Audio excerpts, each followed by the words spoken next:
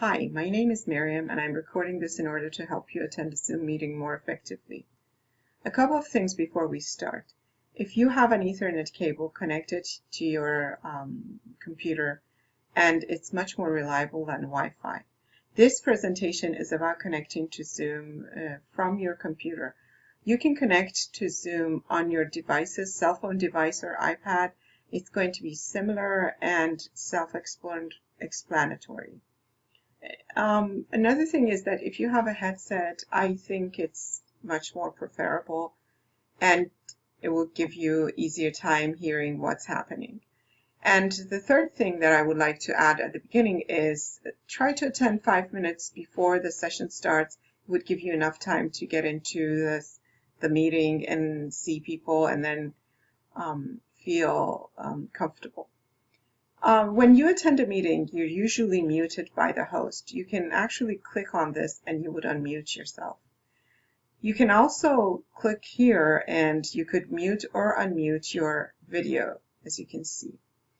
The meetings usually require you to sign in using a chat box. I'm going to show you the chat box. So here you have the option of chatting to everybody or chatting to a particular person privately, but that's only if the host allows you to actually use the chat, private chat.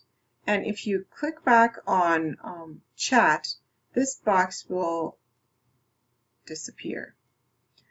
You have another option of reacting to whatever is going on in the meeting using the participant button. If you click on this, you would see that there are these options that would allow you to react without actually talking.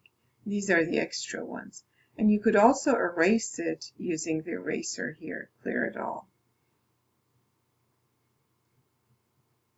Another adjustment that you can make is using the view. Here I'm using the speaker view, but if I click on this, the gallery view, it will give the same size to everybody who is in the meeting. So if there are a lot of people in the meeting, it would be difficult to recognize who is speaking and who is not. And if the speaker is actually sharing the screen for you to see, this will not be the preferred mode of viewing that screen. The speaker view would give you a bigger size screen so you could actually see it much better. Now there is the reaction button as well that would allow you to click and have this emoji on your video feed. It will disappear by itself in a couple of minutes. The other thing that is usually very much used in the meetings is the share screen. You as a participant might not have the option of share screen, but the host will, and they might just share a screen with you. But if it's too small, you have the option of going on the top, and in the view option, if you click the view option, you can actually enlarge the size of whatever is seen, and you would have the hand to move around in the screen that you're watching, so you can actually enlarge it. Sometimes when they use the share screen, they might use the whiteboard option. The whiteboard option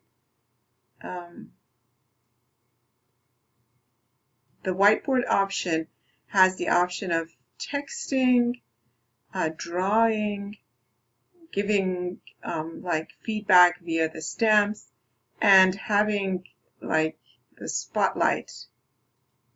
Usually these are restricted to the host, but you might also be able to use it. If this is a collaboration between the participants, you might be able to do that.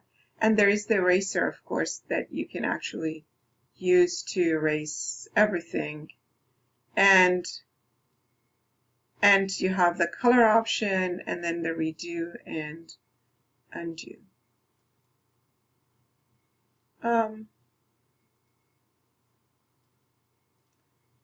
There are also breakout rooms. I don't have the option of breakout rooms because there's nobody here but me.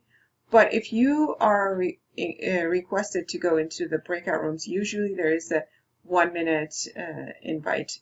It will notify you that you're you're asked to join in the breakout rooms, and then in 60 seconds before the end of it, it will send you a notification.